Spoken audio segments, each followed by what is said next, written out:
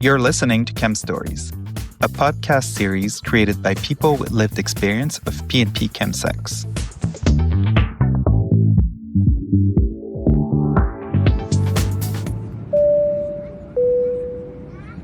Hello, Glitterbugs. This is Captain Patrice welcoming you aboard Chem Stories Airlines for our YHZ Activism flight. On this first Halifax departure, Investigator Olivier introduces experienced flyer Andrew. Our flight plan forecasts discussions on his personal journey and perspectives on PNP chemsex in Halifax, also known by some as California. We'll be underway shortly, so please make sure to keep your hearts and minds open at all times. Keep your prejudices securely stowed, as this flight is a judgment-free zone, and prepare for takeoff. Should you experience turbulence while listening to this podcast, please visit our list of resources and services related to PNP chemsex in the episode description and on chemstories.ca. Thank you for choosing Chem Stories Airlines, where the journey is always a trip.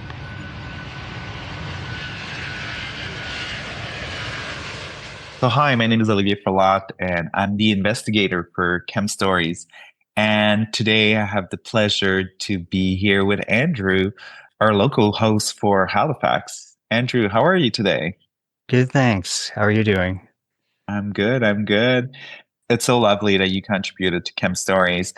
So Andrew, what motivated you to become involved with Chem Stories as a local host, but also you're a member of the editorial committee for a while. So what was your motivation to embark on this journey with us? It was mostly the normalizing of PNP chemsex and reduction in stigma that I felt like people's stories and sharing them could attain. Because my own personal experience, there's been a lot of stigma and people judging, and then the discrimination and stuff that comes from that, and the barriers to accessing services and healthcare. It's been a real challenge, and even just admitting that there was an issue, I needed help. It was a hard thing to do. So hopefully, it'll kind of create more compassion and understanding, and that's my hope. Well, hopefully, I feel we're in a time in the world where we can use definitively a little bit more compassion these days. So with everything that's happening. Yeah, I think so. Definitely. And was kind of hoping, I guess, to reclaim the narrative in a way. Social circles can overlap significantly in a city like Halifax, and maintaining confidentiality and privacy, constant high-stake challenge. I felt it was crucial to be involved in the process of the storytelling, and that it was handled with respect, I guess, and security, making participants feel that they could openly share without fears of local repercussions. I know you've been involved with many other projects related to chemsex, and I'll probably get that in more details later. But what do you think is the most significant difference of Chem Stories? Like, how is it different than other projects you've been involved around chemsex? I think it's a heavy focus on people's lived experience and involving them in the project. A lot of other projects I've been on didn't quite so heavily involve people who are living or have lived the experience of chemsex. So I think that was a big piece of it. And why is it important to have people with lived experience involved in a project? So you can get, an accurate portrayal of what's happening and what supports are needed, and ensure that it's culturally competent. And what is your hope for Chem Stories? Like, what do you think this podcast has the potential to do? Well, I hope that it'll destigmatize chemsex and allow for people to talk about it with a little less fear of judgment, and then access supports if they need to. Yeah, because that's a big thing for myself anyway, was accessing supports and having a lot of judgment, and it made it very hard to reach out, I guess. Mm-hmm. What is your personal story with chemsex? Well, I guess many years in Toronto. I'm now in Halifax, but many years ago in Toronto, quite a few years, I was participating. It was kind of like a daily thing. It took over my life in a way that wasn't so good, using it to cope a lot.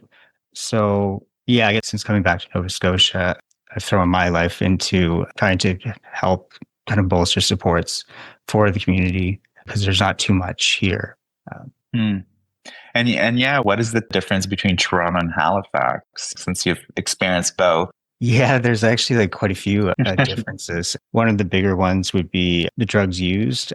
Well, it's still heavily methamphetamine. I find crack cocaine here is quite big, which I didn't ever see, I don't think, in Toronto. Like, obviously it's there, but here it's quite prevalent, cocaine being the biggest drug being used. So that changes things a little bit. And then the size of the city is quite different. We have 5 million people or something in Toronto. Maybe it's more now, but Halifax is only about a little under 500,000. So there's a lot of issues around confidentiality and, everyone knowing everyone's business. And I'm now up in Sydney, which is even smaller than Halifax. And there's a lot of gossip and stuff that goes around. So those are some of the bigger differences, I think. Oh, and there's a lack Mhm. of Yeah, support in Halifax. There's nothing in Nova Scotia. yeah. Is there any like initiative or any organization that are doing things around chemsex? No, I don't think so at the moment. Years ago, the AIDS Coalition, just 2 years back there, was doing something. It was just a 1 year funded pilot project. And then I've tried to kind of create a few different supports myself. But right now, I don't have the capacity to do the PNP focused work. But yeah, there's nothing really. Some of the harm reduction organizations have been open to learning a bit about it, but nothing specifically tailored here. So if you're looking at online Zoom support groups and that sort of thing. I think you've mentioned being outside of Halifax. We don't really talk often about chemsex outside of big cities, but is it just happening in the big cities? No, it's definitely here, and it's growing. Yeah, even my time in Halifax, I think I was there for 2 years or so. I saw it exponentially grow. Just went from a couple of people selling to many, many people selling it and using it. And I mean, methamphetamine mainly. It is a little bit different though. Yeah, like I said, there's other reasons, and you can't go hop from party to party like you can in Montreal or Toronto. And just continuously go. Yeah, it's a little bit different that way, I guess. Mhm. Are the people like doing it in different contexts or like? No, I think it's the same reasons. There's no bathhouse here right now, so that kind of context a little bit different. So it's mostly people's places that it's occurring at. There aren't the same big parties, sex parties, as in the bigger cities. But yeah, I mean, the reasons people are using it and stuff are the same. I think there's a lot more internalized homophobia here, probably. Mhm. Why do you think, you're just mentioning more internalized homophobia, and like, why do you think that is? Is the East Coast more conservative? I think the rural nature of it makes it a little more Mm. conservative, maybe. Overall, probably, Halifax isn't so much more conservative, but I think some of the neighboring kind of areas are. And, you have your kind of traditional and industrial and agriculture and that sort of thing are the kind of main occupations. I don't get too deeply into that and offend someone. But yeah, I think there is a lot more internalized homophobia from what I've seen. And do you think those issues or chemsex is more like invisible? Is it more like kind of underground that it is, and perhaps Toronto or Montreal? I do. Yeah, I think it's a lot more hidden. And then I think that makes it also more stigmatized. So we're a little bit behind in that regard. And then it makes it harder to access supports as well, if there were some here anyway. Are there people like trying to get some services? Is there talk about this community? How is this happening? Yeah, I don't hear too much about it, to be honest. I try to, I guess, raise awareness whenever I get a chance to speak on it. But outside of that, there's a researcher doing some great work, Matt Newmer. He has a couple of different projects that have been focused on chemsex and Philip Joy as well. But yeah, outside of that, there's not too much happening. Yeah, and I don't know about the other maritime provinces. I've heard a lot, but definitely not much in Nova Scotia. I think for a while, we felt there was not much happening in Canada, but now we're starting to see more research, but also a bit more community actions as well in Canada. But it's still kind of a bit fragile with limited funding. And so, is there a way you think that perhaps initiatives that are happening outside of Halifax or outside of Nova Scotia could be better allies to what's happening in other provinces or to your region? Yeah, I see some great work happening in some of the other provinces, specifically like BC and Ontario. And there has been some good stuff out of Alberta as well, and or Quebec too. Those kind of four, I'd say, probably where the most is coming from, specific organizations anyway. And yeah, I think like the organizations here, I guess would be the queer ones that would take on that responsibility. They should look towards like the Gay Men's Sexual Health Alliance or him in Vancouver. QTHC was doing great work as well. So look to them for the type of supports that they're implementing. Oh, I guess I should shout out Max Ottawa as well. Yeah. And there's some really great kits. I know I was at the CBRC conference there 2 years ago in Vancouver, and I was amazed at the kits that the Health Initiative for Men there was giving out. They had some supplies that I'd never seen before, like little plastic razor blades and blank credit cards and gum and that sort of thing. Their kits, which is cool. But we just need to bring those resources to Halifax. Yes. Yeah. And I don't know what organization would take it on, but I would hope that maybe one of the mainline, the needle exchange here, something like that would take it on. But we'll see. So, Andrew, we're talking about the lack of services, but you actually kind of were involved in getting some services started, if I'm correct. Yeah, I think it's 2022, maybe. Government of Canada, the Substance Use and Addictions Program, funded a 1-year pilot project through CBRC and AIDS Coalition of Nova Scotia. And there are a couple other organizations involved in that, Max Ottawa and QTHC in Edmonton. They were already established. And there was one at CERC in Winnipeg, that one in Halifax here, the AIDS Coalition. They kind of were pilot projects, offshoots of what was already established. So yeah, we provided harm reduction supplies, a whole spectrum of kits, and outreach and education. I made a whole bunch of pamphlets and stuff, and ended up giving out 36,000 supplies in 10 months, and it was really, really great. Yeah, but it wasn't refunded. Another was Winnipeg. So unfortunately, that was it. But then CBRC was generous enough to continue funding the support group that we had started. So yeah, that was peer program. But then we transitioned to the PMP project, and it was a once monthly support group that we held, and it was for people. It was not abstinence based. To harm reduction, you could come in any state as long as you weren't, inebriated. But it was great, kind of low barrier and non-judgmental support.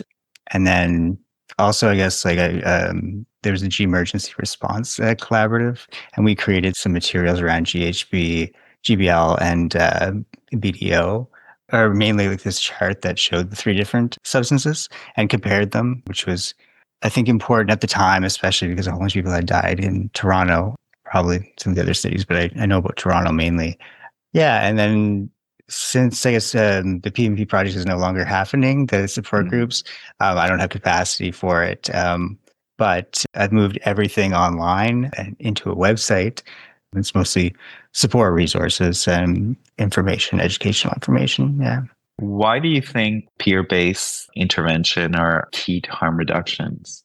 I think it's more easily accessible for people just because or you can usually assume that someone who's had a similar experience to you will be somewhat understanding. And also, I think it allows for innovation, maybe knowing what works for the community and implementing the specific supports rather than someone who doesn't have any idea what the community needs doing the work. I think it's that immediate trust that you gain with a peer that's so important, especially with something so highly stigmatized. Mm-hmm. Exactly. And can you tell us what kind of information people will be able to find on your website? And we'll put the link in the description of the episode.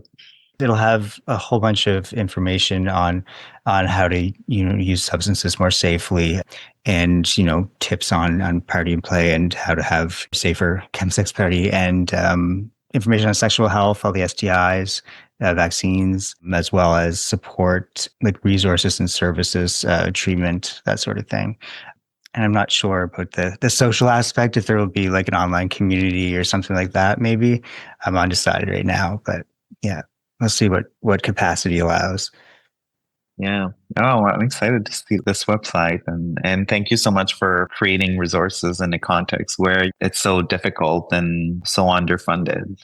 Yeah, I think it's hard to get those resources that have like real information on them, and the important information and kind of tips from people who have lived the experience. There's more real and realistic practical tips. Yeah, and thank you for sharing.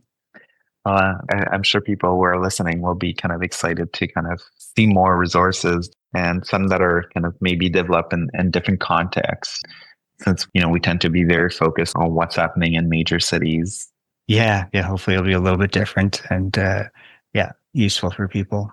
You talked a lot about stigma, actually, and we talked a lot about it in this podcast. But what is stigma? Like, what is it? And how is Okay. it experienced by people who do like chemsex? And why is it important that we talk about it, that we actually try to like basically like dismantle stigma? So I believe the definition is the negative attitudes and beliefs associated with something, I guess. And that comes to it as discrimination. I don't have a dictionary here, but I think that's the definition, sort of. And I mean, I've seen it firsthand when I was trying to access supports, especially where people's faces, healthcare providers, especially, either their faces would change when I was honest about what might be in my system, where they go from being like kind and gentle to being quite rude and neglecting my care. So yeah, and I think also people hear the word, meth or chemsex, and they get a certain picture in their head, which isn't always accurate. Most time it's probably not accurate. And that's based on, yeah, like a whole bunch of stigma. I guess like messages we've been given growing up, and having this, war on drugs and that sort of thing. So yeah, it's important to me to change that narrative. That it's not all bad. And probably not as bad as yeah, what people are thinking is great sometimes, right? But yeah, I think the stigma is it's a lot higher here, I would say, than in other places, just because there's no one talking about it, and or not too many people talking about it. And yeah, it's not normalized as much maybe as it is in some of the bigger cities. Hmm. It's kind of interesting because I think, this is what we're trying to do with Chem Stories, try and have honest discussion about chemsex, and what you're saying is like how important, having open discussions about chemsex is important, because if we keep chemsex in a box and we don't talk about it and we keep it silent, that actually feel like stigma even more. And Yeah, I think it's so great that this podcast exists and that people are going to hear some of the real stories. So I think the real stories are how we normalize it, right? And yeah, show that what it's really about, I guess. If we move on to, so thank you so much, because you've been involved with Chem Stories, being on the editorial board and now being, also the local host for Halifax. How has that been, this experience for you? It's been great. Yeah, I really appreciated the chance to come to Montreal there last year and meet everyone. And it's felt like a nice little community, I guess. And I suppose like directing the kind of flow and direction the project is going. It's been really nice to be involved in that and have some say in what happens. And yeah, how is it to be a host for us? Um, well, I don't have a ton of experience hosting, and yeah, I get a little nervous on camera or on radio. Even it's funny that there's a little more nerves when it's like just audio. But it was a good experience, and it was really nice to hear the participants. I think some really exciting stories that they bring forth, and yeah, they're all very special people, and I was happy that they could attend and provide their stories. And from your experience, was it difficult to convince people to come on a podcast and talk about those experiences that we just discussed, or like stigmatized or silenced or highly like invisible? Was that difficult for you to kind of convince people to come and talk openly in a podcast about their chemsex experience? To find the people that would, yeah, it was a little difficult. But once I'd settled on a couple names, they all were pretty easy to coerce. I'm kidding. To ask to join, they were very happy to give their stories, as long as like the confidentiality piece that was maintained. Yeah, and I think we got some really great stories out of them. Yeah.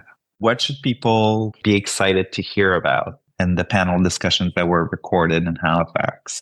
Well, I think the conversations around aging are interesting, aging in the PNP community, partying as a more mature male.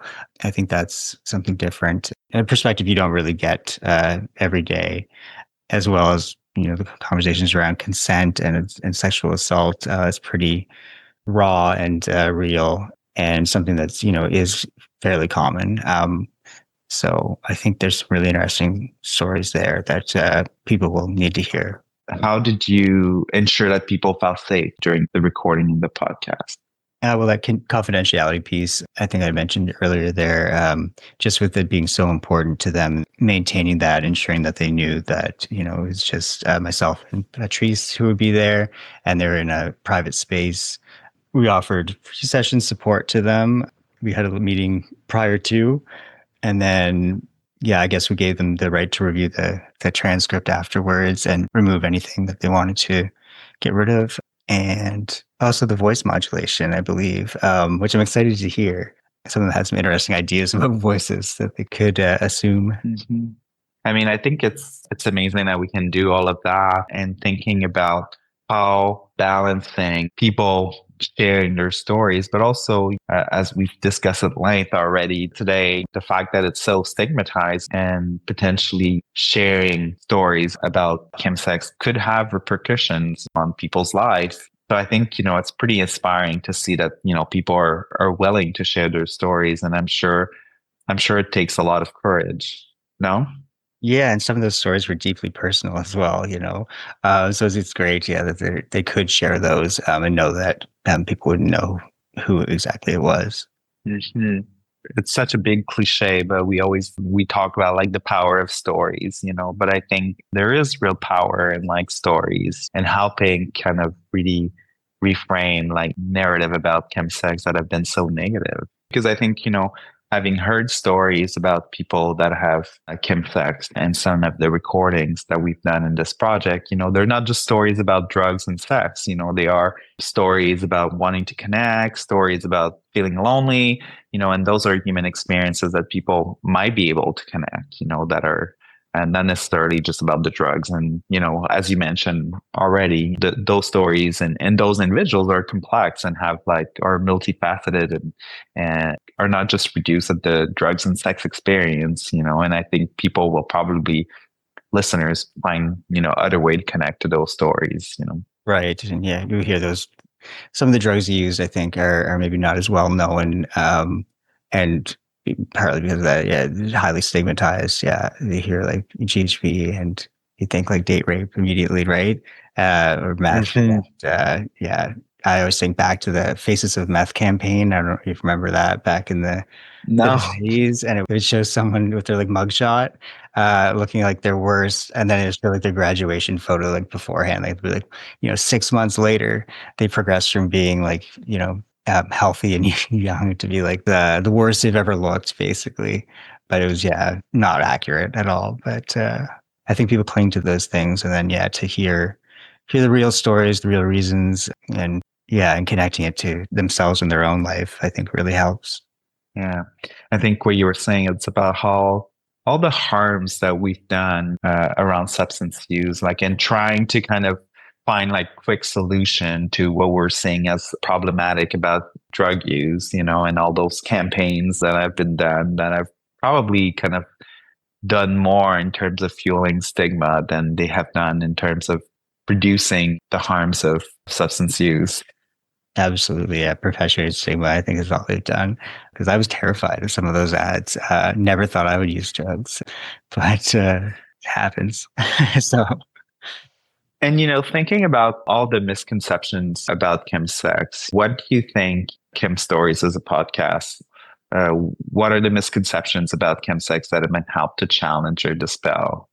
I think like the idea that maybe chemsex and your identity are like fused or inseparable. Like if you engage in chemsex, you are a certain way or you are a certain type of person, which is usually negative. And I think that like it'll show that it's a specific activity that's kind of within a broader identity and sort of challenges the notion that engaging in chemsex automatically equates to being like a mess or lost or struggling, because people do have healthy relationships with it as well, right? So like highlighting agency and intention, and managing risk and harm reduction, that sort of thing. And what do you think you would like people to do after listening to Chem Stories? Well, I hope they listen to the entire series, and hopefully it makes people self-reflect a little bit and kind of question how they are viewing chemsex and how they're treating maybe people that they know that engage in it, or even themselves. Kind of questioning your relationship with it, and your kind of own internal biases. And hopefully it'll kind of normalize it in everyone's mind, and be something that people can talk about openly. Hmm. Well, hopefully, listeners, you'll do that.